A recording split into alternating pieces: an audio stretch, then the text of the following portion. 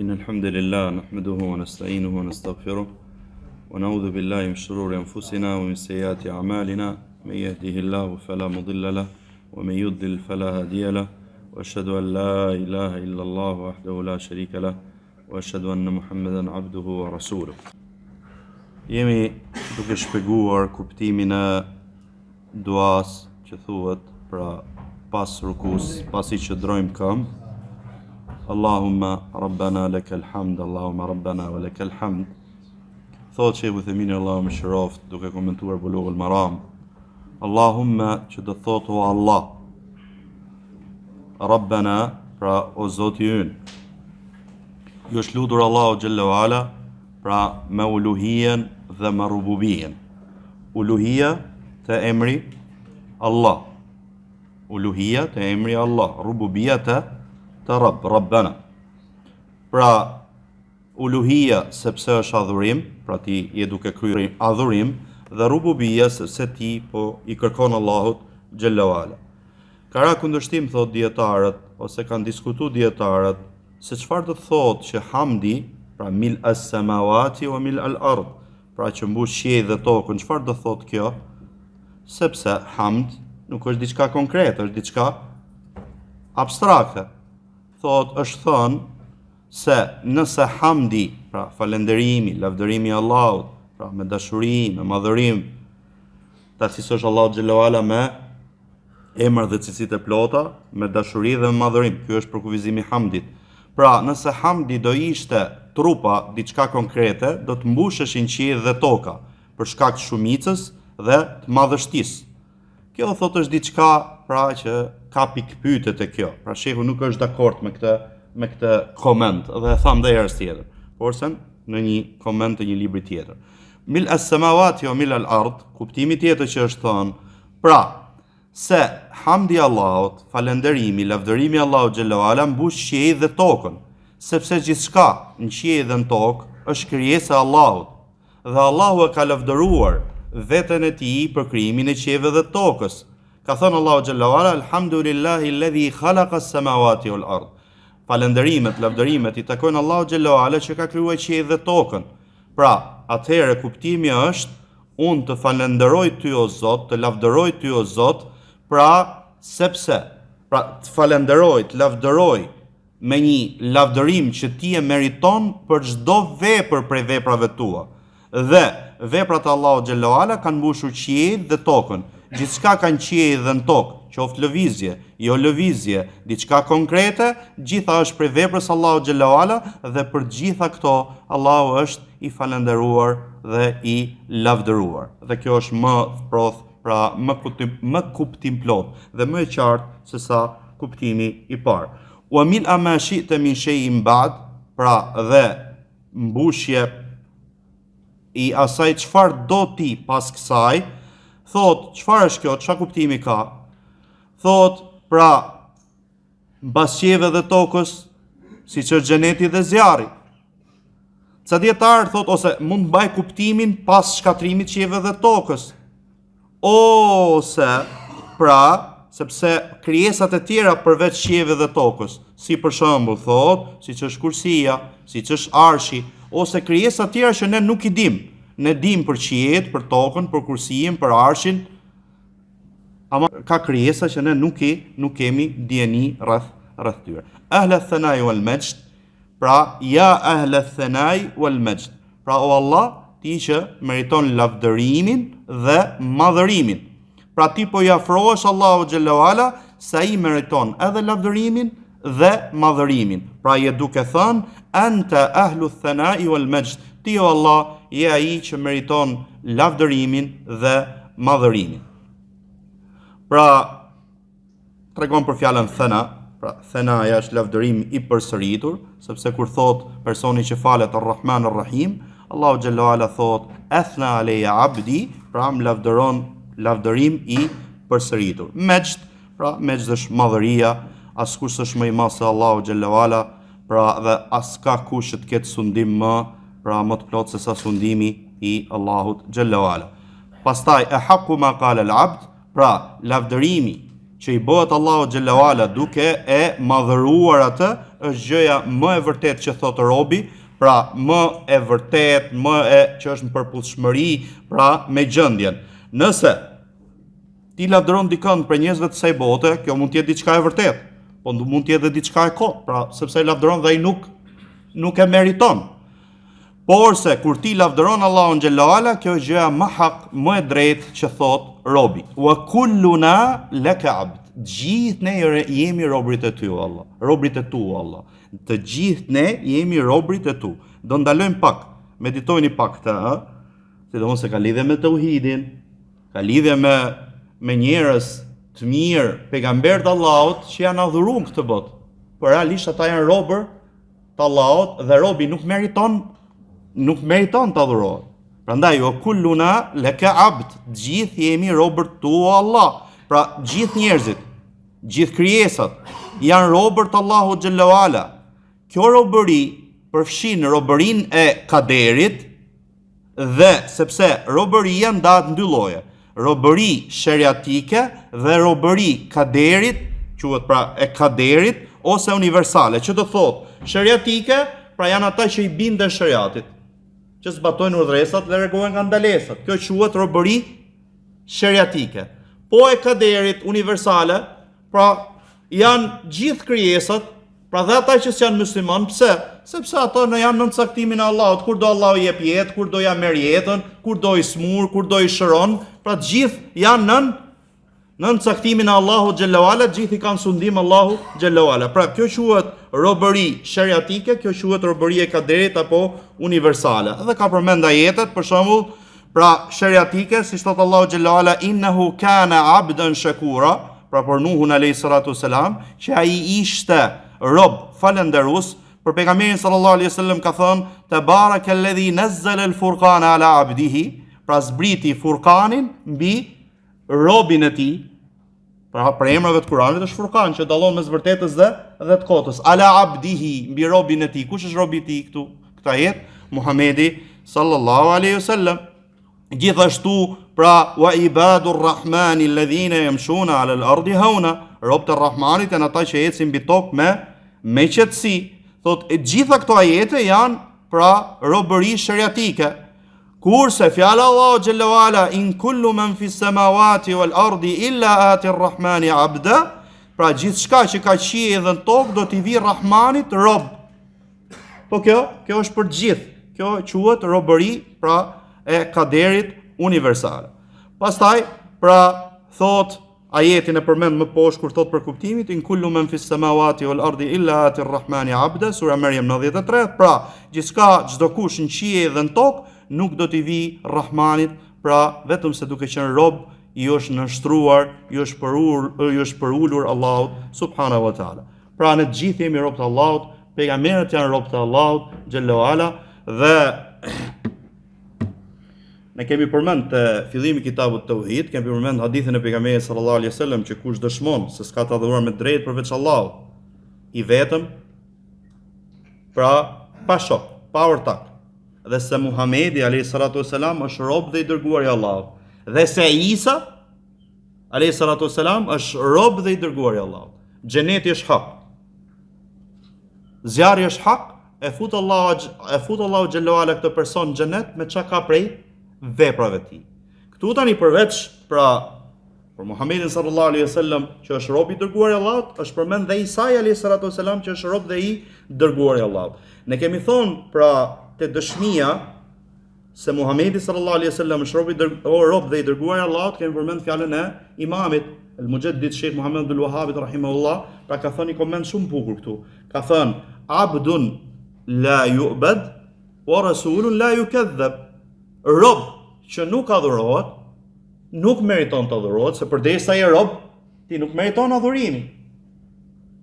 Qartë, rob nuk adhurohet dhe i dërguar nuk përgjenshtrohet. E njëjta gjë vlen dhe për kë. Por Isa alayhi salatu wassalam. Pra, ai është rob, nuk adhurohet, ndërkohë që nasarat, krishterët adhurojnë me Allahun përveç Allahut xhallahu ala, adhurojnë me Allahun, dhe i dërguar nuk përgjenshtrohet, dhe ata që kanë përgjenshtruar dhe kanë thënë fjalë të rënda për atë dhe për nënën e tij, kush janë? janë jehudët. Pra, e kanë akuzu, e kanë mohu Isajin alayhi salatu wassalam, e kanë përgënjeshtru, si thot Imam Ibnul Qayyim dhe gjendet librat e tyre kanë akuzu se ai është magjistar. Allahu na ruaj. Pra shifini jehudët çfarë thon për dërguarin e Allah, kurse për Merjemen alayhi salatu wassalam e kanë akuzu nderin e saj. Si thot Allahu xhalla wala wa bi kufrihim wa qawlihim ala Maryama buhtanan azima. Dhe me për shkak pra të kufrit tyre dhe fjalës tyre për Merjemen, pra një shpifje shumë të madhe. Kush janë këto që kanë bërë këtë gjë? Jehudët, i dhonë Allahu ato që meritojnë. Pra, këtu për si për Muhamedit alayhi salatu wasalam, si për Isajin alayhi salatu wasalam, si për gjithë të dërguarit, themi ata janë robër, nuk adhurohen dhe janë dërguar, nuk përgjeshtrohen, sepse po përgjeshtrove një dërguar vetëm, i ke përgjështru gjithë. Hadithin e u thash që Isa alayhi salatu wasalam është rob dhe i dërguar i Allahut. Allahu xhallahu ala thot, po ju them ajet të sura Zukhruf, in huwa illa abdun an'amna alayhi wa ja'alnahu mathalan li bani Israil. Pra ai nuk është, pra Isa alayhi salatu wasalam nuk është gjë tjetër vetëse rob. An'amna alayhi, i kemi dhënë atij mirësi. Pra është rob i Allahut xhallahu ala, nuk meriton ai ta adhurohet. An'amna alayhi, i kemi dhënë atij mirësi, pra e kemi bërë të dërguar pejgamberi i Allahut. Wa ja'alnahu mathalan li bani Israil, e kemi bërë në atë pra që të marrim mësim bani Israilët, sepse e krijuan pa bab, vetëm nga nëna. Pra gjitha këto, dhe ne kemi përmend ajete tjera që ai alayhi salatu wasalam çai ka thënë bani Israilëve, adhuroni Allahun, veçoni atë me adhurim, se ai është Zoti im dhe Zoti juaj, kjo është rruga e drejtë.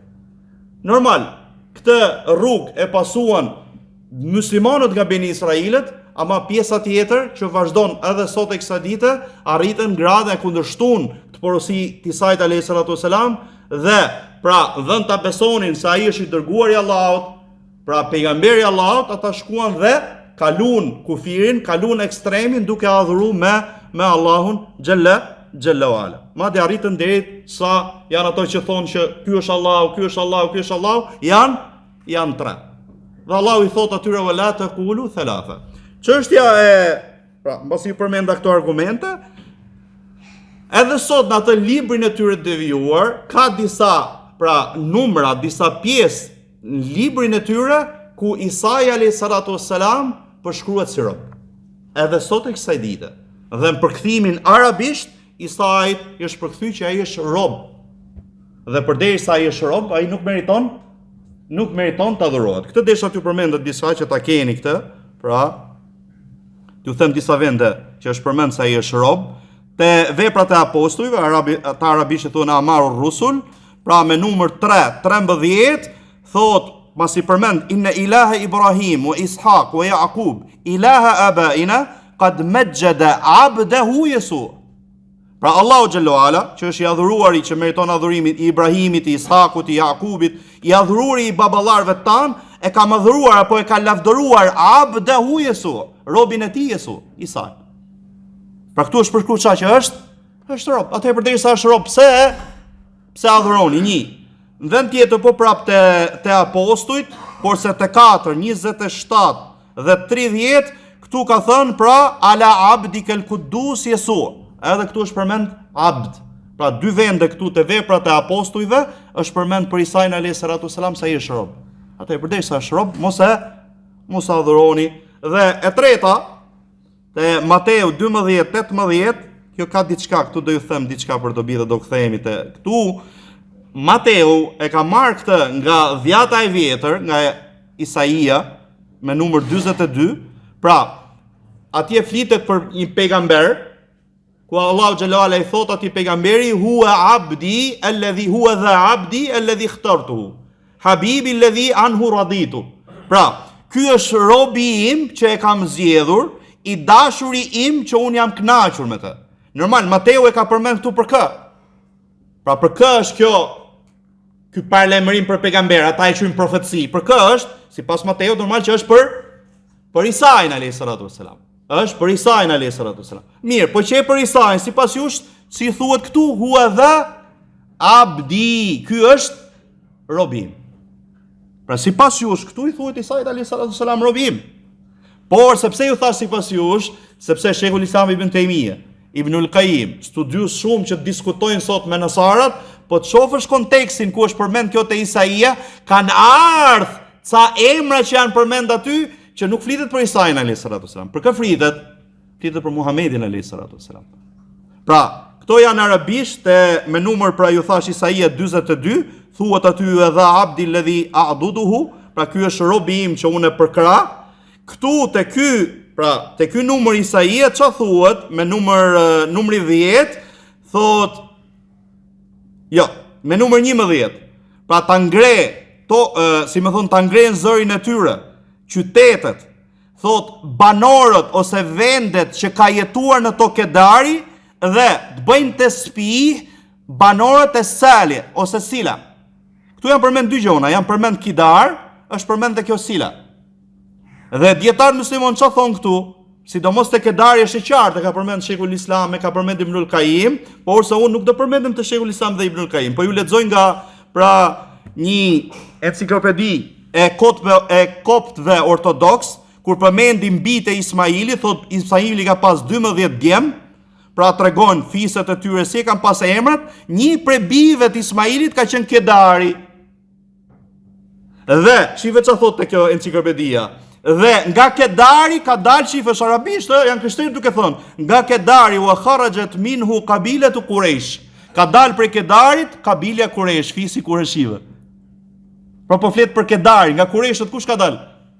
Kush është prej Qurayshve? Li ilafi Quraysh, ilafi mrihlet ash-shita'i was-sayf. Është pejgamberi sallallahu alaihi wasallam. Pra Kedar këtu ka lidhje me Qurayshët, me fisin e pejgamberit sallallahu alaihi wasallam. Tjetra, kjo po ja u them dhe tjetër për jehudëve, kjo është një burim tjetër prej atyre, jo për koptëve ortodoks, libër tjetër që flet për një prej dietarëve më të shuar jehud, që e ka Musa ibn Meimun, thot ky autori, thot është e qartë se Musa ibn Meimun është tek ai anbarës Kedari me Qurayshët. Pra po the Kedar, kur përmendet Kedari janë Qurayshët. Pra nga bijtë e Ismailit është Kedari. Kur themi Kedari janë Qurayshët, nga Qurayshët kush është?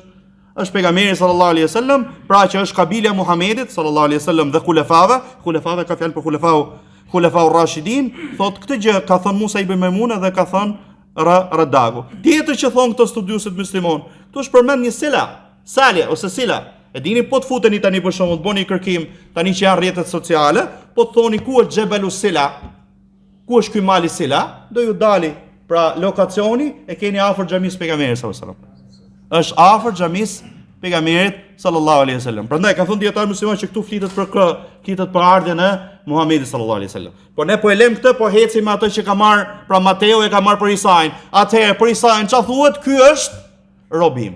Atëherë përderisa Isai është robi i Allahut, e keni, dhe megjithse keni pra çfarë? Kanë deviju, kanë shtu, kanë paksu, prap Isai alayhis salam ka pjesë aty që përmendet që është robi i Allahut. Atëherë përderisa është robi i Allahut, ju s'duhet ta adhuroni, edhe kur keni arritë te kjo grad, kjo është shirk që i bëhet Allahut xhalla wala, që gjithë pejgamberët kanë ardhur që të paralajmërojnë prej shirkut. Dhe shpesh e kemi përmend atë te Gjoni 17:3, që kush doj ta fitojë jetën e përjetshme, pra si thot, pra Isai alayhis salam, dhe kjo është jeta e përjetshme, që të njohin drejtohet Allahut, i thonë që të njohin ty, i vetmi adhuruar me drejt, dhe të njohin Jesuin, Isain, që ti e ke dërguar.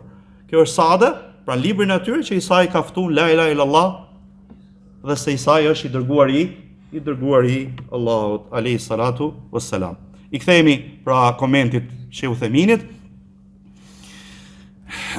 Këtu ku thot pra Allahumma la mania lima atait wala mu'tiya lima mana. Pra, to çështje, kjo përfshin si çështjet e dynjas, pra thot Shehu, si çështjet e fesë, si çështjet e dynjas. Por sa i përket çështjeve të dynjas, një person do Allahu xhallahu ala që t'i japi pasuri, një pasuri shumë të madhe. A ka dikush që ta pengoj? Pra Allahumma la mania, që të kuptoni se. Unë ju them edhe kuptim. Allahumma la mania lima atait. Pra o Allah, nuk ka dikush që e pengon atë që ti jep.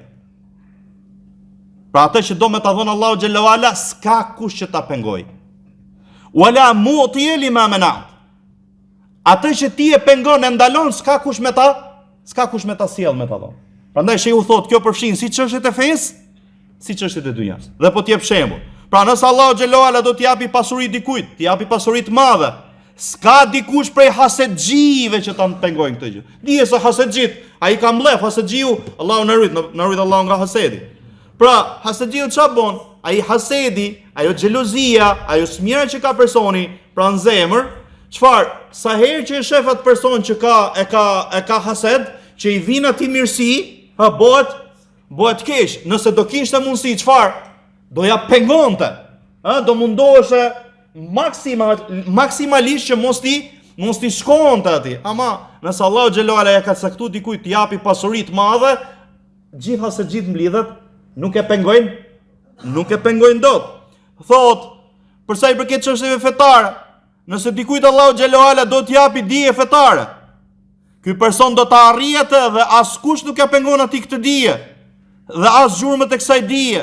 Nëse dikush për shembull do të kapi ose të pasojë të metat e një dietari, t'ia shfaqë njerëzve, për ta flish, dhe Allahu do që t'i hapi vlerën këtij dietari, pra sa do të mundohet ky që t'ia fshehi këtë vlerë, nuk t'ia arrin, nuk ja arrin. Pastaj Allahumma, pra ja Allah, la mania lima atait, pra nuk ka dikush që të pengojë atë që ti ke caktuar. Diçka që ti e ke caktuar, askush nuk e pengon. Pra sa do të ketë fuqi ummeti, nuk ka mundësi ta ndalojnë ta pengojnë atë që Allahu xhallahu ala ta ka caktuar me të ardhmë. Qoftë dije, qoftë pasuri, qoftë shëndet, qoftë fëmijë, qoftë pozitë, gjitha. Nëse Allahu të ka caktuar që ty që jesh njëri me dije, s'ta pengon dot kush. Ka caktuar Allahu pasuri, s'ta pengon dot kush. Ka caktuar Allahu që ti jesh i shëndetshëm, të kesh shëndet, nuk ta pengon pra këtë askush. Fëmijë me dhon fëmijë, nuk ta pengon dot askush. Pozit e gjitha më radhë. Qartë? Gjithashtu te wala yanfa'u dhal jaddi minkal jadd, pra xhed këtu thotë shehu është pasuria, është pra mund të kesh pasuri apo pozit. Pra, kjo lloj pasurie që ka personi nuk i bën dobi atij, nuk i pengon atij nëse Allah do që ty të vi diçka. Pra nuk të bën dobi kjo. Madje ti ke nevojë për Allahun xhallahu ala. Për shembull thot, nëse Allahu xhallahu ala do me dhënë ty dije, askush nuk ta pengon. Pra me tregu ty që të kuptosh si që gjitha çështjet janë dorë të Allahut. Kjo është gjithë çka i forcon personin mbështetjen tek Allahu, punët e zemrës, adhurimet e zemrës, ta dish se çdo gjë është në dorë të Allahu xhallahu ala. Dhe ta dish dhe ne e dim se çdo gjë pra që i vjen personit është prej Allahu xhallahu ala. Dhe gjithashtu çdo gjë që na vjen, pra është prej Allahut, s'ka dash Allahu me na, s'ka dash Allahu xhallahu ala që të na vi ajo gjë. Gjithashtu thot di edhe këtë, se momenti që Allahu të pengon diçka ose të jep diçka, kjo është e lidhur, është e bashkangjitur me çfarë? Allahu çdo vepër që bën, çka kemi thënë, ka urtësi. Edhe kjo është e rëndësishme. Pra dije thot. Pra se nëse Allahu xhallahu ala ta pengon diçka, pra nuk do që të vi diçka, ose do që të vi diçka. Dije thot se kjo është e bashkangjitur me urtësi, sepse çdo vepër që bën Allahu xhallahu ala është e bashkangjitur me urtësi. Shifë thot fjalën Allahu xhallahu ala për të sura Insan, edhe këtë kemi përmend edhe herë tjetër. Wa ma tashauna illa yasha Allah, inna Allah kana aliman hakima. Ju nuk dëshironi vetëm nëse dëshiron Allahu, me të vërtetë Allahu xhallahu ala është i gjithë ditur dhe ka urtësi për çdo gjë. Pra, dëshira është e lidhur me urtësinë. Pra, nëse ka dashur që dikujt i vi diçka, kjo ka urtësi, dhe nëse ai ka dashur që dikujt, pra mos i vi diçka, të pengohet nga diçka, të privohet nga diçka, kjo ka urtësi. Prej dobive thot shehu, pra, ata që kanë pasuri, ata që kanë pozit, ata që kanë ushtri, ata që kanë vila, mund themi, apo kështjella, thot, apo kanë mjete, thot, nuk i bëjnë dobi këto tek Allahu xhallahu ala. Edhe nëse mjetet e tyre thot janë antiplumb, nuk i bëjnë dobi thot tek Allahu xhallahu ala. Pra nuk është se e pengojnë atë, nëse Allahu xhallahu ala do që t'i vijë keqja, mos kujto se ti i pajisur me antiplumb ose tjera dhe e keqja s'ka me të ardhë. Thot sepse nuk ka dikush që e kthen atë që Allahu xhallahu ala ka caktuar. Pra, mundet që ky që është fortifikuar, është mbrojtur nga të gjitha anët, mundet thotë që shkaku i shkatrimit ti mund të jetë diçka që këtij si shkon mendje. Pra ka marrë gjithë masat, i e mbrojt nga të gjitha anët dhe kujton se nuk do ndodhi gjë. Thotë mund të jetë shkaku i shkatrimit tënd diçka që ty s'shkon ndonjëherë mendje. Sepse gjithë universi është i Allahu xhallahu ala, bëhet çdo Allahu xhallahu ala. Pra mund vi thos shkatrimi nga gjëra që ty s'kan vajt në herë mendje, pra mos kujto se këto gjëra të bëjnë dobi dhe ta pengojnë atë që Allahu xhallahu ala ka caktuar. Gjithashtu, sepse kjo ka ardhur ky dhikr, pra Allahumma la mani lima atait wala mu'ti lima manat wala yanfa'u dhal jaddi mikal jad, ka ardhur këtu, ka ardhur gjithashtu te dhikri mas namazit. Dhe unë po ja u marr të dyja vendet që shehu ka komentuar te Bulughul Maram, shehu Themini Allahu mëshiroft. Pra, sado njeriu, po ju lexoj nga një vend tjetër, sado njeriu të ketë pasuri apo të pozit, kjo nuk e pengon atë nëse Allahu xhallahu ala do që atij ti ndodhi diçka. Sa njerëz kanë pasuri të mëdha, Allahu xhallahu ala i ka shkatruar. Për shembull, mund vihi zjarr thotë i shkatërron pasurinë e tij, mund t'i vinë thotë, pra hajdut që t'ia vjedhin pasurinë e tij. Mund vi thot shira rrëmbys që çfarë ja shkatrojnë pasurinë e tij. Edhe nuk i vlen, nuk i bën asnjë lloj dobie. Në vend tjetër thot, pra ta di, pra të besoj personi dhe ka obligim që të besoj se duhet i mbështetet Zotit ti që ai ta mbrojë atë. Mos ju mbështet ushtrisë tënde, as pasurisë tënde, as pozitës tënde, por se mbështet ju Zotit tënd që është një vetëm dhe nuk ka ai portak shok ndëri. Kjo ishte për sa i përket pra çështjes dhikrit. Pastaj pra këtu shehu thot që ta zgjasësh këtë qëndrim dhe është obligim që të qetësohesh në të. Është obligim që të qetësohesh në të. Pra ne përmendëm edhe më përpara këtë, tani t'ju lexojmë pra disa fjalë që Sheh Albani Allahu mëshirofti ka përmend këtu, pra te libri bazë, ku thot, ka përmendur fjalën e Newiut Allahu mëshirofte te libri i Adhkar, thot, është e pëlqyer që ti thot gjitha këto dhikre që kanë ardhur, dhe nëse mjaftohet, për shembull duke thënë semi Allahu liman hamida rabbana lakal hamd, thot, pra ta thot dhe jo më pak se kaq. Thot Sheh Albani Allahu mëshiroft, me këtë fjalë që ka thënë Newiu, bie ndesh me atë që është fjala më e saktë me dhëbi Shafiive, sepse Newiu Allahu mëshiroft ka qenë prej dietarëve Shafii. Pra, thot Sheh Albani kur ka thënë Newiu Allahu mëshiroft këtë fjalë, bie ndesh me atë që është me dhëbi, pra fjala e saktë me dhëbi Shafii. Thot se namazi, nëse e zgjat këtë qëndrim, pra ka fjalë me dhëbi Shafii, pra që po e zgjatë qëndrimin pas rukujit, prishet namazi. Kjo fjalë që ka thënë Newiu Allahu mëshiroft që ti bashkoj gjithë ato dhikre, bie ndesh me këtë fjalën e me dhëbit Shafii. Ngjohet çfarë thot fjalë, prandaj po jo lexoj. Thot pse? Se ky qëndrim tek Shafiit është qëndrim shumë i shkurtër, por se Newiu Allahu mëshiroft nuk është imma. Imma çka kemi thonë? Që anë nga fryera, ç'a bën njerëzit, tregon që është dietar, që studion thellë dhe shef ku është argumenti. Po, ka studiu me dhëbin Shafii e tjera më radh, si Sheikhul Islam Ibnul Qayyim kanë studiu, janë rrit duke studiu me dhëbin Hanbeli dhe me dhëbet e tjera, ama kur vjen argumenti pasojnë argumentin, jo me dhëbin.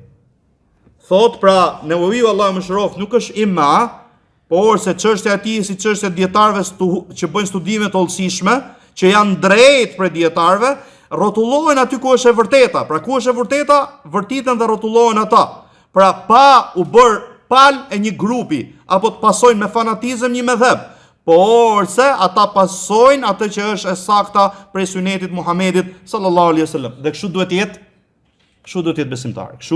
të jetë besimtari. Pastaj tregon që në librin tim Mexhmu, libër tjetër, ka përmend që ka khilaf të çështje, pastaj ka përmend hadithin e Hudhaifes, namazin e natës, ku pejgamberi sallallahu alaihi wasallam ka lexuar një rekat Bekare Nisa Al Imran, pastaj ka bërë ruku, haq sa qëndrimi në këmbë, ka thënë semi Allahu liman hamida rabbana wa lakal hamd, pastaj ka qëndruar gjatë, haq sa bëri ruku. Atëherë bi që ky hadithi bie ndesh me dhëbin, se me dhëbi thot ta bësh sa më shkurtër, ndërkohë hadithi ka qëndruar shumë gjatë. Pra ka thënë Newiu Allahu mëshiroft te ky libër Mexhmu, libër tjetër që është libër fiku, thot, pra te ky hadith ka qartë dazi që lejohet që të zgjatet, pra ky qëndrim me dhikr dhe pra tregohet pra që ky është e qartë. Pastaj tregon fjalën e pra që Hafidh ibn Hajar ka përmend nga Ibn Daqiq al-Eid, tregon se ky hadith tregohet se qëndrimi në këmbë pas rukuje është një rukë, një shtyllë e gjatë dhe hadithi Enesit është shumë i qartë, pra më i qartë për sa i përket kësaj gjëje, është tekst i qartë për këtë gjë, s'duhet ne ta lëm për shkak një hadithi, një argumenti dobët që thon, pra është fjala e tyre që nuk është e pëlqyer që të bësh pra ta përsëritës pra tesbihun si ruku dhe sejdë. Pse?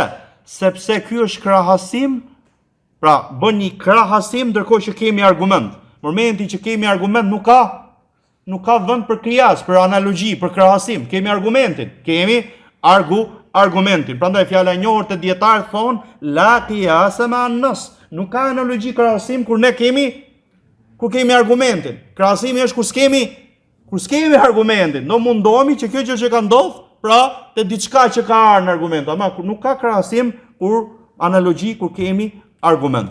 Pra, sepse ky dhikr i ligjëruar në këtë qëndrim është më i gjatë se sa dhikri i ligjëruar në ruku.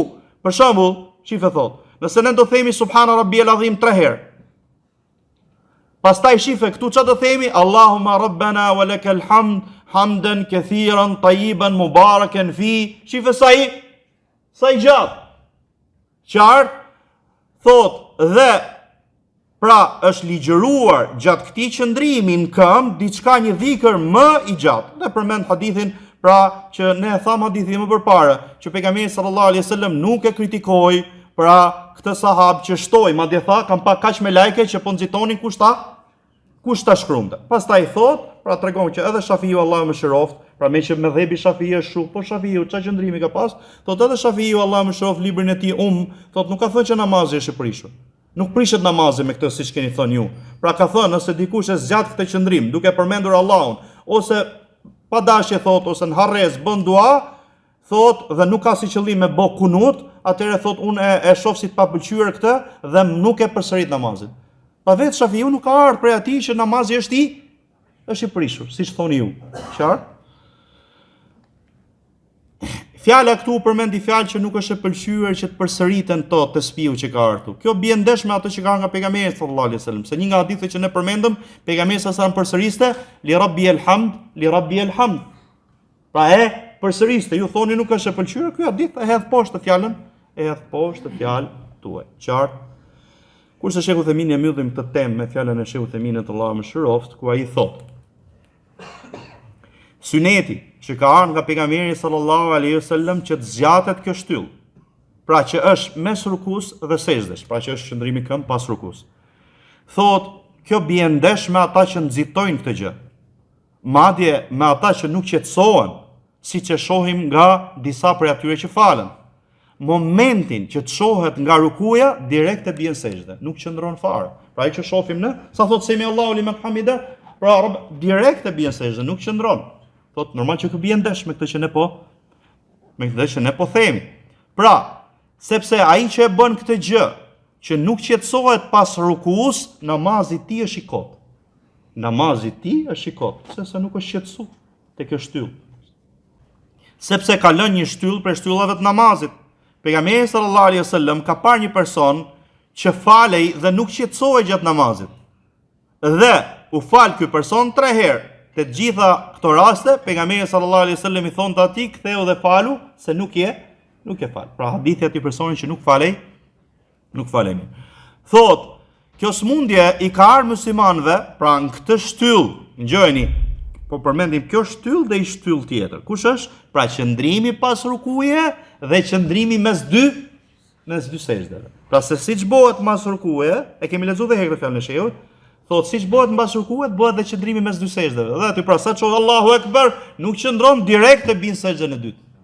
Thot pra këto dy, kjo smundje ka ardhur, thot siç ka thënë Sheikhul Islam Ibn Taymije, ka ardhur nga disa prisa Emevi. Ka Beni Umayjet, Emevit, ata e kanë bërë dhe është hap në umet. Pra kjo mangësi, dobësi, kundërshtimi i haditheve nga këta prisa ka bërë që kjo smundje të hapet në umet. Pra nga disa prej prisave Emevi, ata thot nuk i zgjasin këto dy shtylla dhe njerëzit thot, siç është fjala, njerëzit janë fenë mbretërve tyre. Njerëzit janë fenë e mbretërve të tyre, prandaj njerëzit prej këtyre e kanë marrë këtë shkurtim të këtyre dy shtyllave dhe kanë menduar shumë njerëz se kjo është synet. Dhe ka vdekur syneti, sa dikush e shfaq tani këtë gjë, pra e zgjat qëndrimin mas rukuja dhe qëndrimin mes dy sejdave, momenti që e bën dikush këtë, thot njerëzit që pra fillojnë dhe e kritikojnë këtë gjë, ose gati sikur është diçka e keqe, sa momente që njeriu e bën këtë gjë, mendon dikush se ky ka harruar. Po ky harroi që neti ka gjatë, pra shife si është, si ka vajt çështja e umetit, pra dikush kundërshton, merret ky kundërshtim dhe kur dikush bën synetin, duket si diçka e re, diçka e çuditshme. Allahu na përmirësoft gjithë. Pastaj, pra çështja tjetër, dhe këtu duhet jemi pak të vëmendshëm, pra sepse do zgjatem pak këtu për shkak të asaj që ka ndodhur në disa vende islame dhe lut Allahun që mos ndodhi këtu te ne. Për shkak kësaj fjale që shehu ka thënë këtu. Thot, pra po e lexoj këtë dhe çfarë ka thënë shehu poshtë. Thot gjatë këtij qëndrimi Rabbana wa lakal hamd. Dhe kjo është obligim për çdo kënd që falet, edhe nëse është pra ai xhamat, sepse ky është dhikri që thuhet pra në këmbë, ndërkohë semi Allahu limen hamida është dhikri kur personi çohet pra drejt qëndrimit këmbë. Dhe ti barazoj pra afërsisht qëndrimin këmbë, rukun dhe pra qëndrimin këmbë dhe rukun, siç e përmendëm. Po shehu thot këtu, pra është se si momenti që ne u çum nga rukuja, si mahen durët tani, kjo është çështja. Durët a lehen pra poshtë apo vjen gjok siç ishte para rukus. Pra siç e tham fillim namazit. Kjo është çështje që diskutohet mes dietarëve. Qartë, shehu thot këtu, nuk ligjërohet që të vendosen duart njëra mbi tjetrën në këtë qëndrim se nuk ka ardhur. Nuk ka ardhur transmetim. Këtu thot, për më shumë ktheu tek origjina. Këtu çfarë thot këtu? Pra, kur ka përmend hadithin, ngrije kokën derisa të kthehen kockat, pra çdo kock, çdo pjesë të marrë vendin e vet, thot shehu këtu. Qëllimi me këtë hadith është i qartë, që është shqetësia në këtë qëndrim, kurse argumentimi i disa vëllezërve tan Hijaz ose vendet tjera, Hijaz i thon Mekës dhe Medinës. Thot, edhe në vende tjera me këtë hadith, se është e ligjëruar që të vendoset dora e djathtë mbi dorën e majtë në këtë qëndrim, është diçka e largët. Thot, sepse transmetimet e shumta, pra siç është i njohur hadithi atij që nuk falej mirë, pra e kupton që duke i mbledh këto transmetime, kjo është diçka e largët. Madje është argumentimi i kot, sepse ky qëndrim që është përmendur këtu nuk është përmendur, pra lem yarid lahu fi dhikrun fil qiyam al awwal fi shay'in min turuq al hadith, thot. Si lejo, pra nuk ka ardhur ky. Thot, si lejo që ta komentosh ti këtë gjë që pejgamberi sallallahu alaihi wasallam vendosi djathën mbi mbajtën pas rukus, sepse nuk është përmend thotë te qëndrimi i parë. Kjo thot, pra është e qartë që pra nuk po ti bashkojmë gjithë hadithet, kjo pra bie poshtë, kjo tregon pra se është argument i qartë në kundërshtim me ato që kanë thënë këta të dietar. Sepse qëllimi me kocka këtu ose me ruaza, vertebra mund themi, është qëllimi kjo e qartë. Pra jo çështja durve, është e kockave, e ruazave. Pra kjo është e qartë, flet për këtë, jo për duart. Dhe unë nuk dyshoj se vendosja e duarve në gjoks pas, pra në këtë qëndrim është bidat.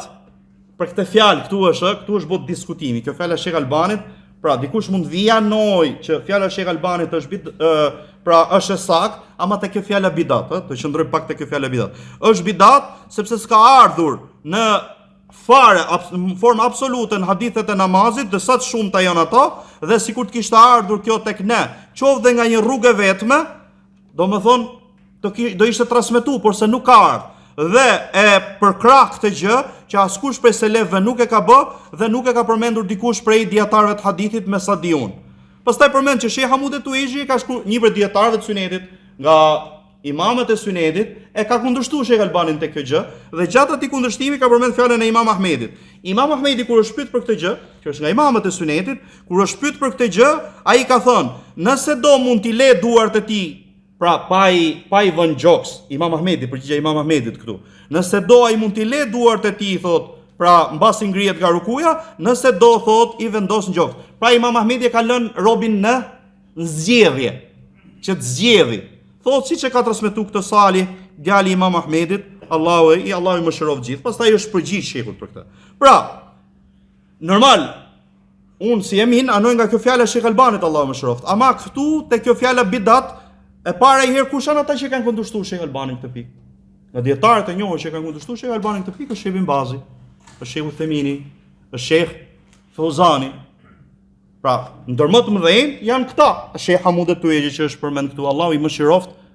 Sheikh Fauzani, Allahu i rujt. Tjerët Allahu i mëshiroft. Për një prej atyre për shumë Sheikh Ibn Bazi, prandaj ti u lexoj çka ka thënë Sheikhu. Sheikh Ibn Bazi, Allahu i mëshiroft, thot që çifti dhe ku është problemi që ka ndodhur te fjalët e Sheikh Ibn Bazit. Sheikh gjithashtu të shihni edukatën e dietarëve me njëri tjetrin. Thotë Sheikh Ibn Bazi, Allahu mëshiroft, por para se t'ju tregoj për Sheikh Albanin, t'ju tregoj herë mendimin se ku bazohen këto dietarë. Sheikh Ibn Bazi thotë, Allahu mëshiroft, ajo që ka nga pejgamberi sallallahu alaihi wasallam është që ai i mbante duart, pra gjatë shëndrimit këmbë, çfarë? I mbante duart pra në gjoks. Thotë, kurse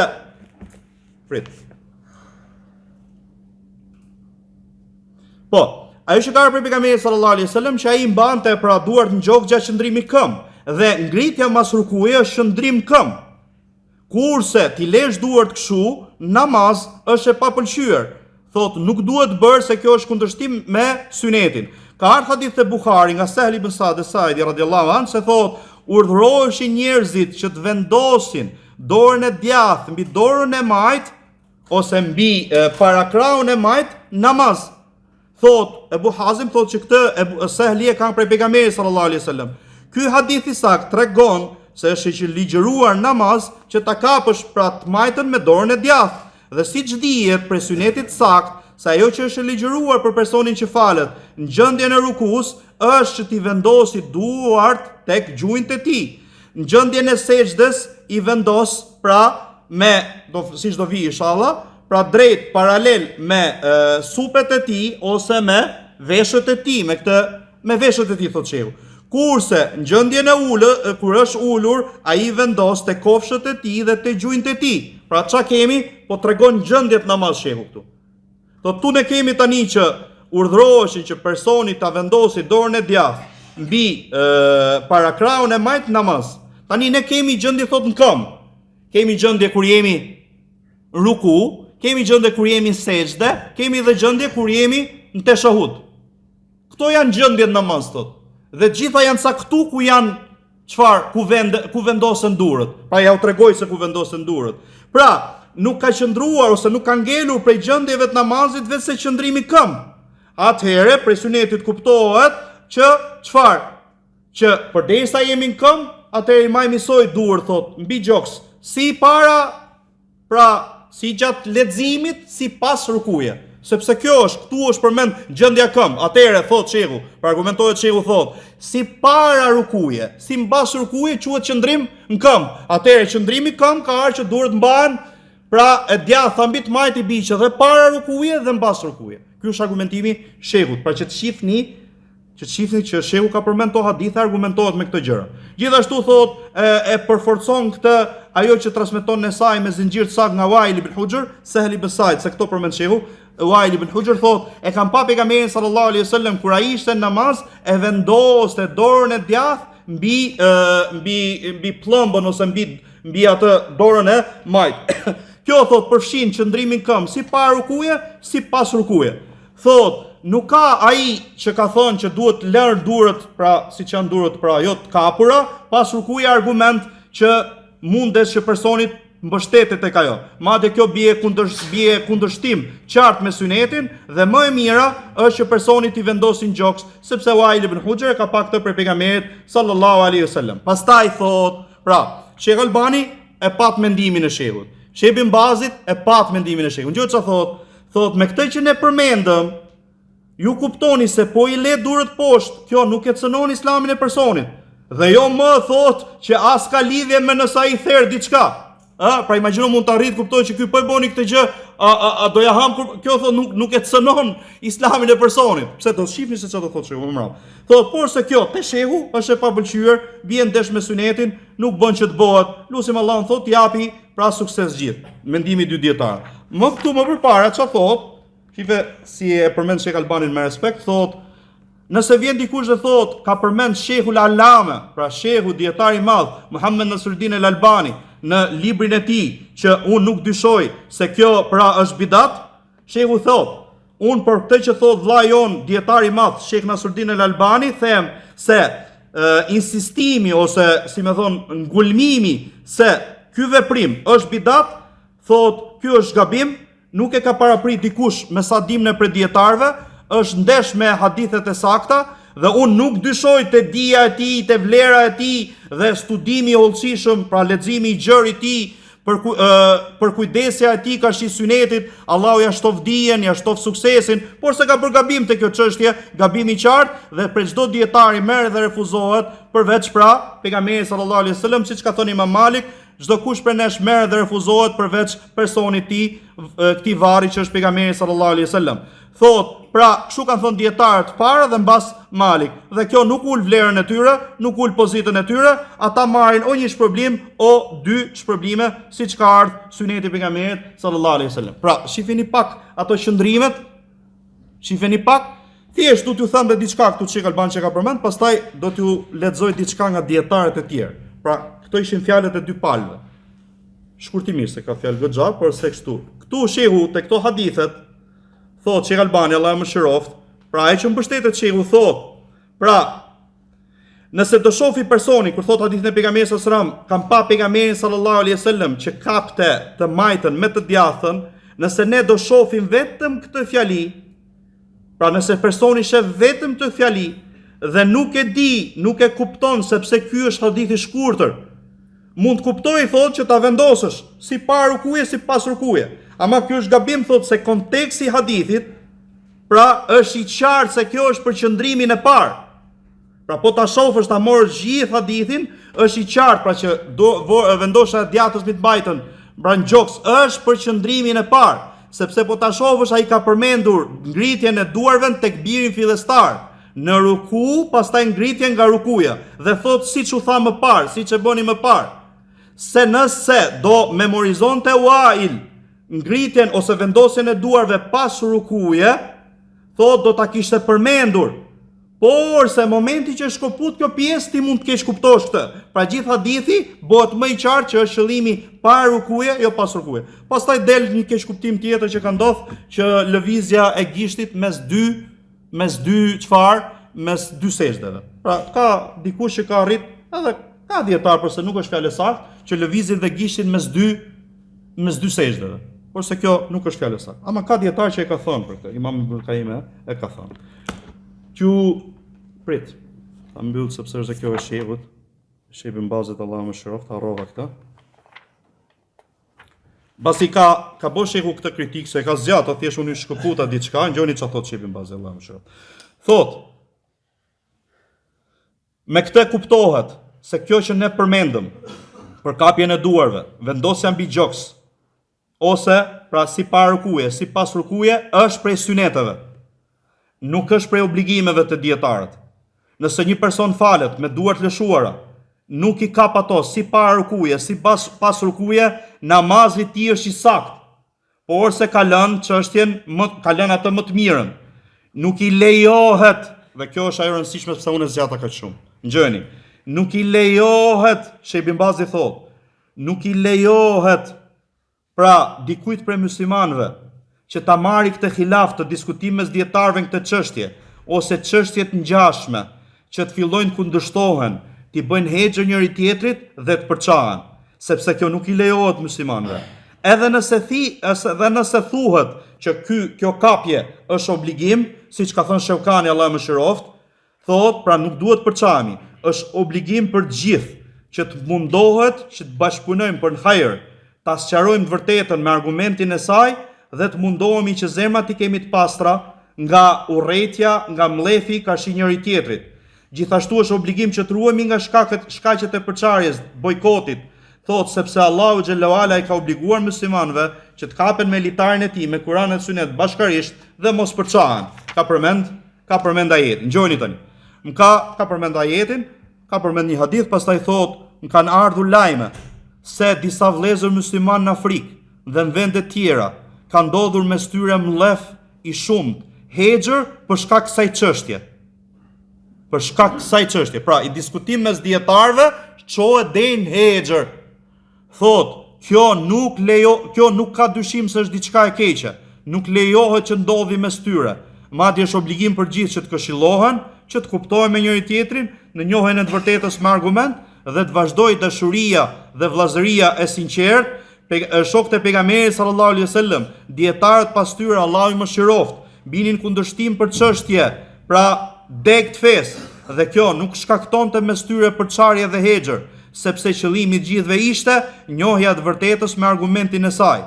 Momenti që u shfaqej, pra ata bashkoheshin, dhe momenti që kishin pa qartë, nuk e konsideronte të humbur vllajën e tij, dhe kjo nuk i shkaktonte atij hexhrin, distancimin, bojkotin dhe mos falesh pas tij. Prandaj ne gjithë, ne muslimanët, kemi frikë Allahun xhallahu ala, të ndjekim rrugën e selafus salih, parëve tanë të mirë, pra para nesh, pra që të kapeni me të vërtetën dhe me vëllezërinë e besimit dhe mos përçahemi, mos të ndahemi, distancohemi, të bëjmë hexher njëri tjetrit për një çështje degësore, thotë që dikush nuk mund ta ketë qartë argumentin për sa i përket kësaj çështje. Këto janë fjalët e Sheikh Bin Bazit. Pastaj po ju them një shkurtimisht, pastaj më gjatë Sheikh Rabin. Sheikh Mukbili për shkakun shife Sheikh Mukbili, dietarë që për shkakun që kanë qenë jashtë diskutimit.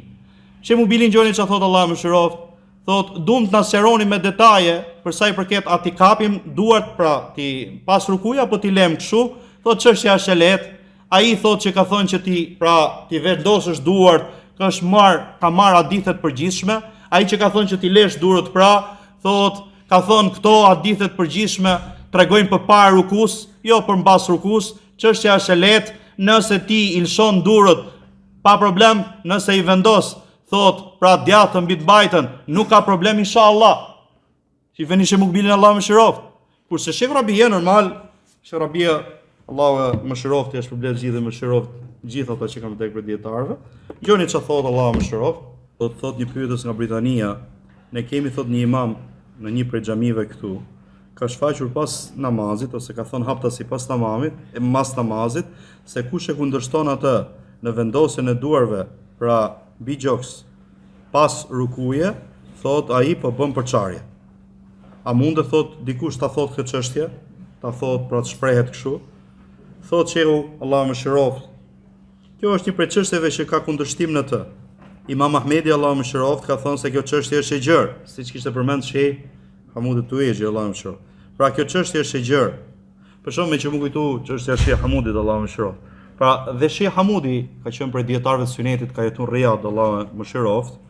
E kemi përmend atë kur kemi folur për çështjen e tabliksave, se ai është një prej dietarëve që ka shkruar një libër shumë dobishëm për sa i përket tabliksave. Dhe kemi lexuar për librin e tij, Allahu mëshiroft, Al-Qaulul Baligh fi at-tahdhir min Jama'at at-Tabligh. Normal që ai ka pas disa diskutime për disa çështje me Sheikh Albanin Allahu mëshiroft. Ama ata njerëz me dije që kanë qenë prezent kur Sheikh Albani vizitonte Riyadhin, thoshte që ai që i shërbente Sheikh Albanit kur vinte te te shtëpia e Sheikh Hamudit ishte vetë Sheikh Hamudi. Pra i shifti që ata kanë pas diskutime, ama çfarë? Kanë pas dashuri dhe respekt për njëri tjetrin. I ngjut fjalët e Sheikh Bin Bazit, pra megjithëse kanë diskutuar për këtë çështje, i ngjut fjalët që thoshte Sheikh Bin Bazi për Sheikh Albanin, Allahu mëshiroft gjithë.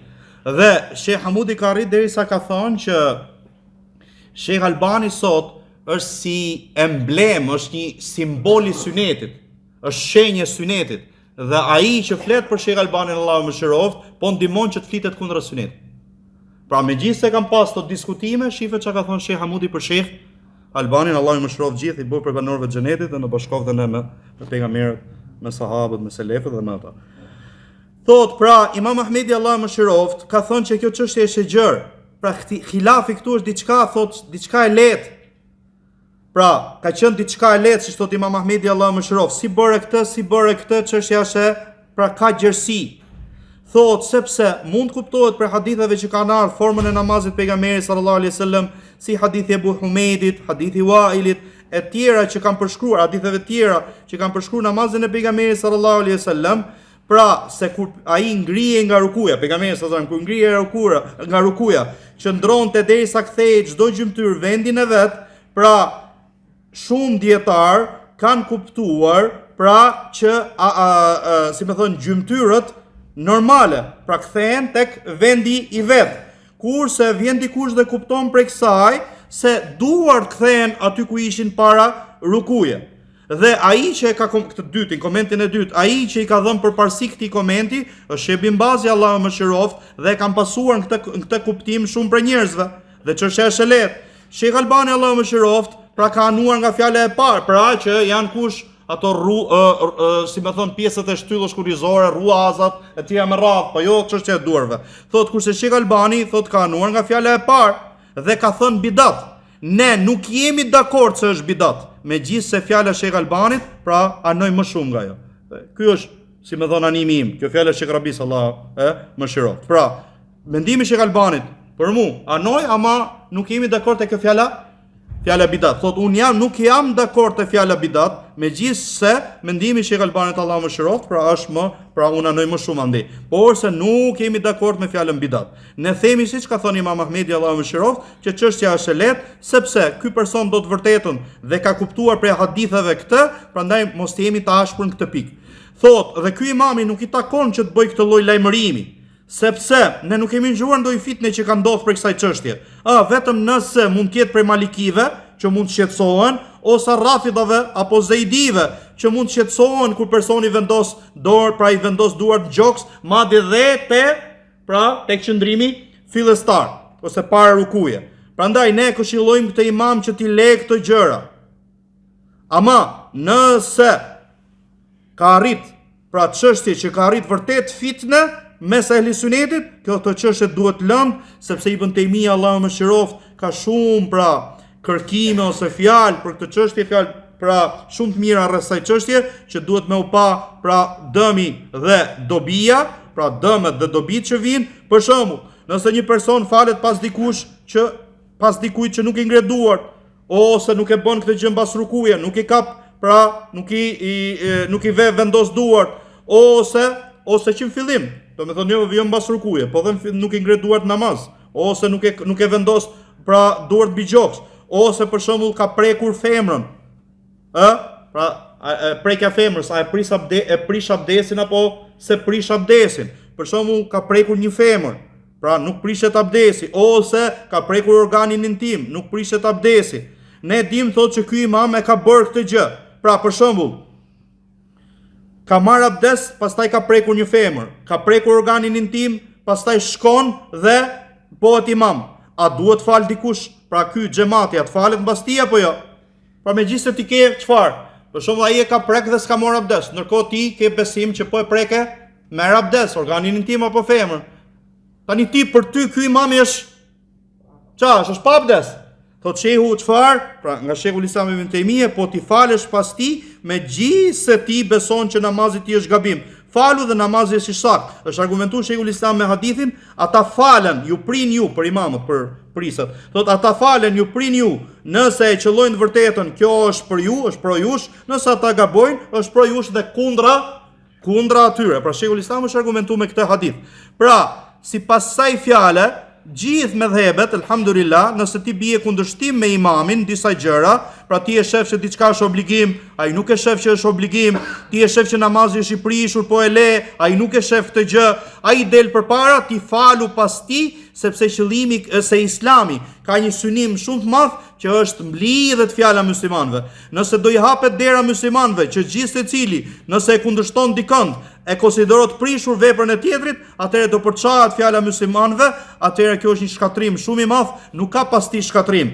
Imamllarët pra shohin dietarët që ti të falesh pas imamit edhe nëse ti kundërshtohesh. Pra edhe nëse e shef që namazi ti nuk është i saktë, vetëm po arriten atë grad që është duke u falur pa abdes. Pra nëse arrit që ti imami është pa abdes, a këtu thot me mendimin e gjithë dietarëve namazi i tij nuk është i saktë.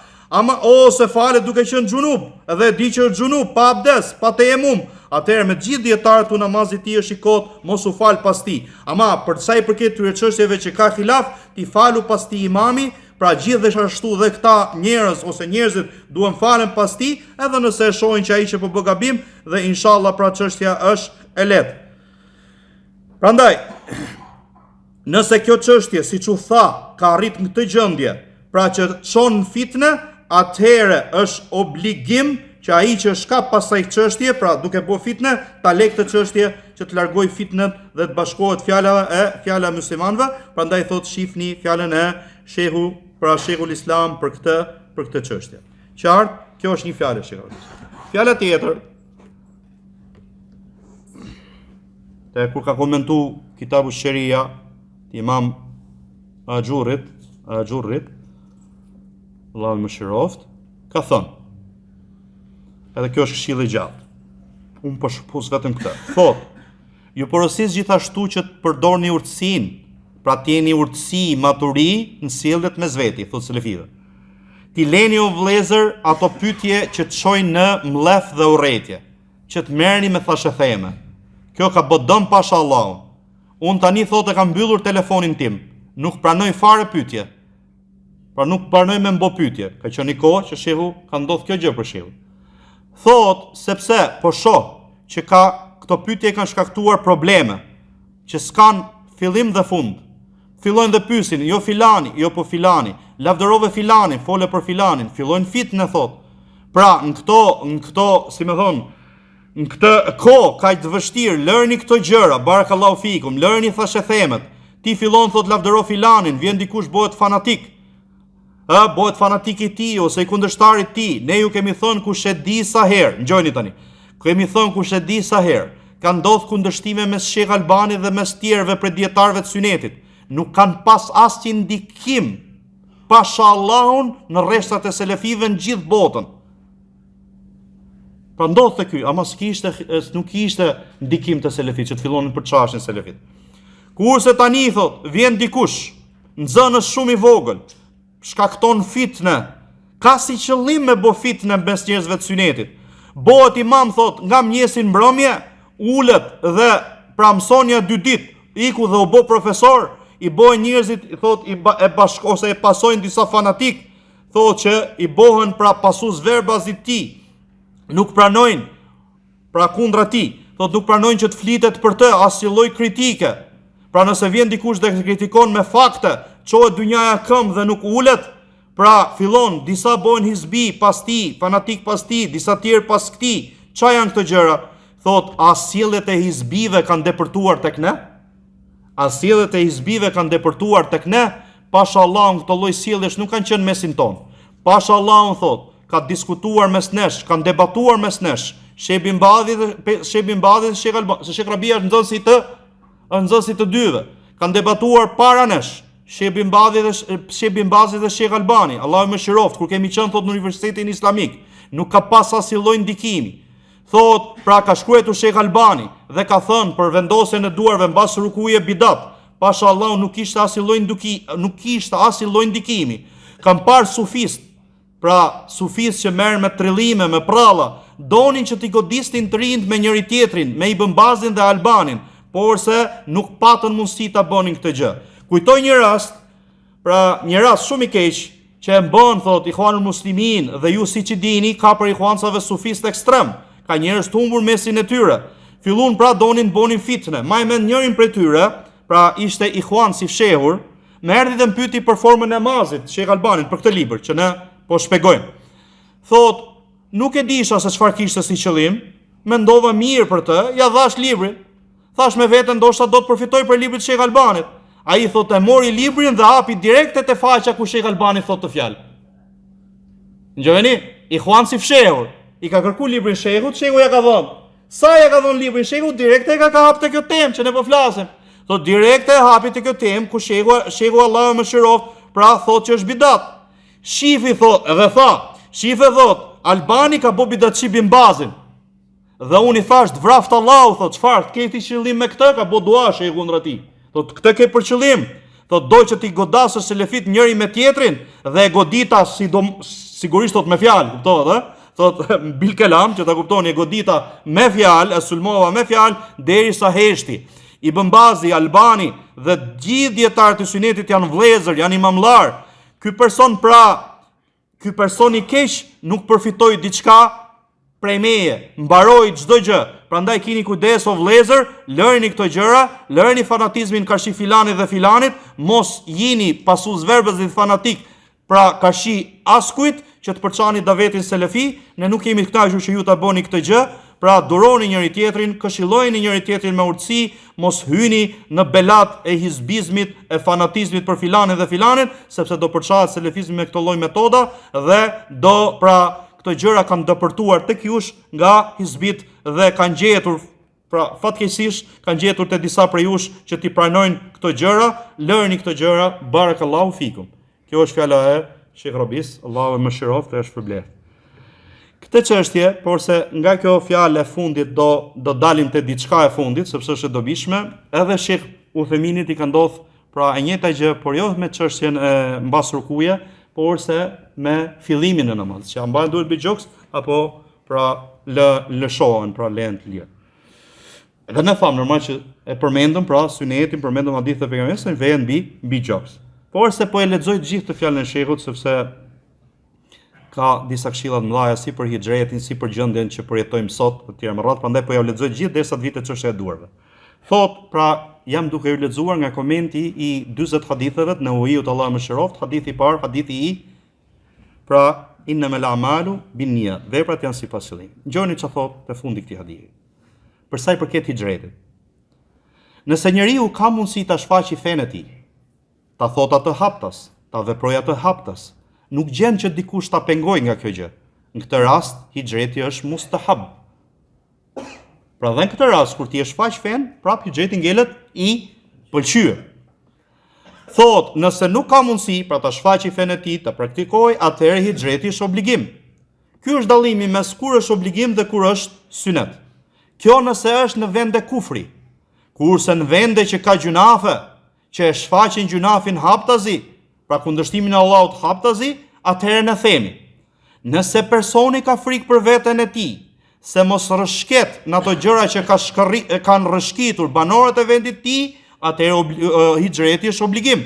Tu nuk është më vend kufri, jemi vend ku është hap gjunafi, pra haptazi etj më radh. Thot, nëse ti ke frikë se do bësh njëjtën gjë siç po bëjnë vendalitë tu, atëherë thot këtu hijreti është obligim.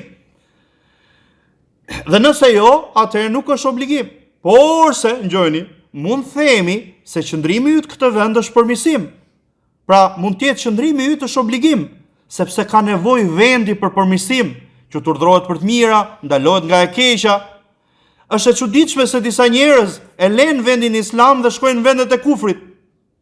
Momenti që njerëzit e hajrit do largohen nga ky vend, kush do qëndroj për ata njerëzit që kanë probleme, kush do qëndroj t'i këshilloj dhe t'i urdhoj për të mira, ndaloj nga e keqja. Shifeni, ngjoni këtë fjalë të shehut, meditojeni. Thot, kush do qëndroj në vend me përmirësu?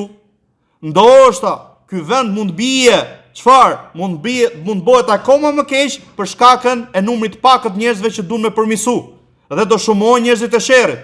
Ama nëse ai qëndron, fton tek Allahu, bën davet, hajsa ka i mundësi, do fillohet përmirësohen dhe tjerët. Ai tjetri do përmirësoj tjetrin dhe derisa pra në sajt këtyre të përmirësohet vendi. Ngjoni fjalën e shehut, kjo është e rëndësishme për kohën tonë. Pra, ti si njeri po ike, po e lek të vendin tënd. Normal gjithmonë kur nuk e frikë të bësh njëjtën gjë, po pa të frikë që të bësh njëjtën gjë, atëherë largohu. Ama mundohen robët e hajrit që të mundohen sa të ketë mundësi që të ftojnë, do ju lexoj fjalën e Sheikh Albanit, Allahu mëshiroft, pra që të përmirësojnë vendin e tyre. Thot ti përmirëson një sebeb që përmirësohet, fillon me rrethin tat, me familjen tënde. Pra përmirësohet ai që ke rreth vetes. Pastaj ai tjetri bëhet sebeb që ai që ka rreth vetes. Dhe me lejen e Allahut, hajri, përmirësimi përfshin gjithë vendin. Ngjoni tani çfarë thot, sepse ky është shkaku që unë do i lexoj fjalën e Sheikh Albanit. Pra meditojini mirë këto fjalë.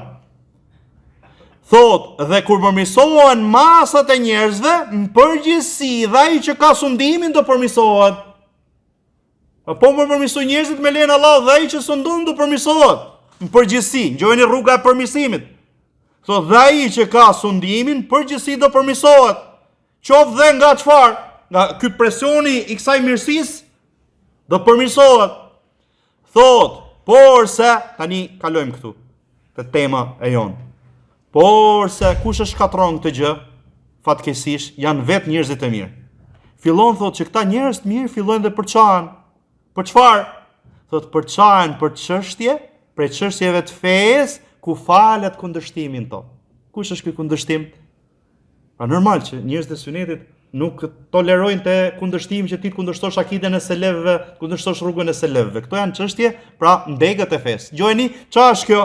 Thot për shembull, thot pra çështje që ka kundërshtim ku falet khilafin to dhe ky është realiteti, sidomos në disa vende ose sidomos në ato vende që Islami nuk ka zërrojnë. Mund ndoshta ndodh që të rrehen, thot, madje të shkojnë deri në kundërshtim për çështjen e ngritjes së duarve në namaz. Çive erdhëm? Unë thot, po ju lexoj një histori që më ka ndodhur mua në Mina, kemi qenë Mina në Hax. Thot një ditë prej ditëve, pra kemi qenë aty duke këshilluar, ishin dy grupe nga Afrika, bonin qafir njëri tjetrin. Çive ku kishin arrit? Duke bërë qafir njëri tjetrin. Për çfarë? Dikush thoshte që është sunet që ta vendosi pra personi duart në gjoksin e tij, kurse tjetri thonte syneti është që ti lesh duart, mos ti vesh duart në gjoks. Kjo është çështje dege fesë, është çështje e lehtë, nuk është prej bazave.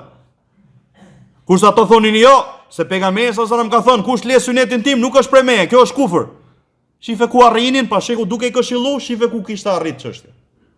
Prandaj duhet me pas kujdes që mos bim dhe ne pre e këtyre gjërave që dietarët i kanë përjetu. Qartë, i kthehemi kësaj pak. Kur sheku thot, pra të përmirësohet dhe vjen përmirësimi, derisa kur përmirësohet populli, vjen dhe përmirësimi në përgjithësi i atij që drejton. Para disa vitesh kur i kam fol, sidomos pra për rrugët, forma se si pra triumfon umeti Islam, se si ka fitore umeti Islam, përmendëm shpesh ajetin in tansurullah yansurkum, nëse ju ndihmoni Allah, ndihmoni fen Allahut, Allahu ju ndihmon ju. Gjithashtu përmendëm shpesh pra fjalët e Sheikh Albanit, e dietarëve të tjerë, rreth hadithit që kur ju do merrin me ajina për një lloj prej llojeve të kamatës, e tjerë me radhë do bëni këtë dhe këtë, Allahu do bëj që t'ju kaploj një poshtrim, nuk e largon këtë poshtrim derisa t'i ktheheni fesë tuaj. Pa kemi folur për këtë çështje, kam mësime t'i ktheheni gjëre gjatë. Gjatë këtyre mësimeve un kam përmend të fjalë Sheikh Albanit që e shoh shumë dobishme, e ka përmend për dobi këtë dhe Sheikh Muhammed Eman El Xhami për Sheikh Albanit, Allahu i mëshiroft të dy. Meditojeni këtë fjalë, nuk kjo fjalë pëlqej shumë, e lexoj për veten time her pas here, ju këshilloj ta edhe ju ta ngjoni dhe ta meditoni këtë fjalë. Thot Allahu mëshiroft, ja ka drejtu algjerianëve. Thot: momenti më i lumtur do të jetë kur muslimanët vendën e tyre do ngrihet flamuri la ilaha illallah. Kjo do jetë dita më e lumtur. Dhe se do gjykohet me atë që ka zbrit Allahu. Dhe s'ka dyshim se për gjithë muslimanët, gjithsecili sipas mundësisë tij, është që të mundohet që të ngrihet një shtet islam që gjykon me librin e Allahut, me sunetin e dërguarit sallallahu alaihi wasallam dhe hecën menhexhin e selefëve. Dhe është formë absolute, pa diskutueshme, te çdo studiues musliman, se kjo s'kiet mundësi të realizohet vetëse me dije dobishme dhe punë të mirë. Vetëse me dije dobishme dhe punë të mirë. Së pari, çohet një grup prej dietarëve me dy çështje, yarhamukallah, me dy çështje të rëndësishme ose shumë të rëndësishme. Çështja e parë, ti ofrojnë dijen e dobishme muslimanëve rreth vetes. Dhe nuk ka rrugë për këtë, vetëse duke u çuar ta pastrojnë, ta filtrojnë dijen nga ajo që është trashëguar. Pra, kanë hyrë në këtë dije lloje shirku, derisa shumica nuk e din se çfarë do thot la ilaha illallah. Nuk e din kuptimin e fjalës la ilaha illallah, pra s'ka të adhuruar me drejt përveç Allahut. Dhe se kjo fjalë e mirë dhe e bukur obligon ta veçosh Allahun me adhurim, pra të vetëm, pa ortak, pa shok, mos i kërkosh ndihmë vështirësi vetëse atij, mos bësh kurban vetëse për të, mos zotohesh vetëse për të, dhe mos të adhurosh Allahun vetëm me atë që ka ligjëruar Allahu në gjuhën e të dërguarit sallallahu alaihi wasallam, dhe se kjo është prej obligimeve e fjalës Muhammedun Rasulullah, pra që dëshmon se Muhamedi është i dërguari i Allahut. Kjo obligon që të pastrohen dhe të filtrohen librat e fikut nga mendimet, nga përpjekjet ijtihadit që bin ndesh me kundërshtimin e sakt, që bin ndesh me synetin e sakt, që adhurimi i tyre të jetë i pranuar. Pra kjo obligon që të filtrohet dhe pastrohet syneti nga çfarë ka hyrë në të gjatë kohëve, gjatë viteve, prej haditheve dobta dhe të shpikura. Gjithashtu të pastrohen, filtrohen sjelljet nga devijimet që gjenden tarikatet sufije, nga ekstremizmi në adhurim, apo pra kundërshtimin zuhd e tjera me radhë. Gjitha këto bindesh me dijen e dobishme. Deri tani po flet për dijen e dobishme. Së dyti, ta edukojnë veten e tyre, familjarët e tyre dhe muslimanët rreth tyre me këtë dije dobishme. Dhe atë ditë, pra kur ndodhi kjo, do të jetë dija e tyre dobishme dhe puna e tyre e mirë.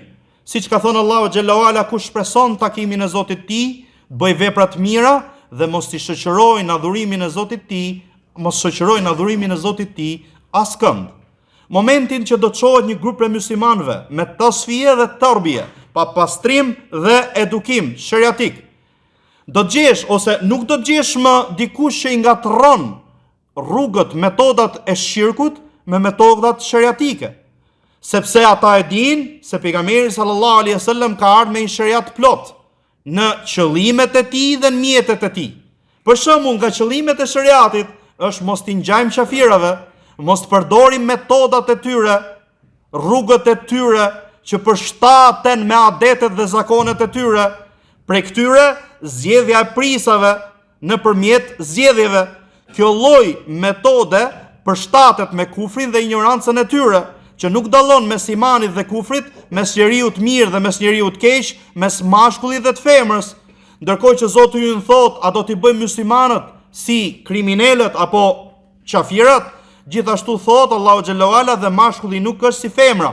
Gjithashtu e din se pejgamberi sallallahu alaihi wasallam ka filluar që të ngrejë shtetin islam duke thirrur në tauhid, duke ftuar në tauhid dhe duke parlemëruar nga adhurimi i tagutit, aty që adhurojnë përveç Allahut, dhe ta edukonte atë që i përgjigjej thirrjes tij sipas rregullave fetar, derisa u bën si një trup i vetëm. Kur ankohej një gjymtyr, i gjithë trupi kishte pagjumësi dhe temperaturë ose nxehtësi, siç ka ardhur hadithi sakt, dhe nuk kishte pra mesin ose në mesin e tyre dikush që insistonte duke bërë gjunafe shkatruese si kamata, zinaja, vjedhja, vetëse raste shumë pakta.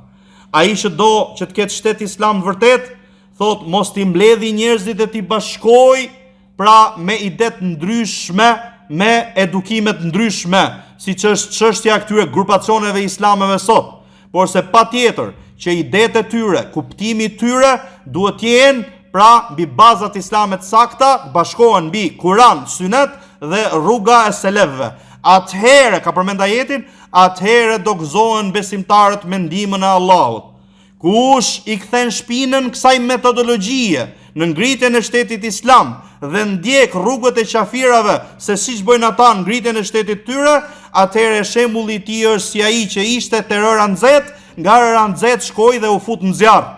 I mjafton atij gabim, nëse nuk them gjunaf, se pra ka kundërshtuar udhëzimin e pejgamberit sallallahu alaihi wasallam dhe nuk e ka marrë atë si shembull. Allahu azza wa jall e thot, me të vërtetë me siguri ka qenë për ju tek i dërguari i Allahut shembulli më i mirë për atë që shpresonte Allahu dhe dita e gjykimit dhe e përmend Allahun shumë. Kjo është fjala e Sheikh Albanit. Allahu mëshiroft dhe e shpërbleft.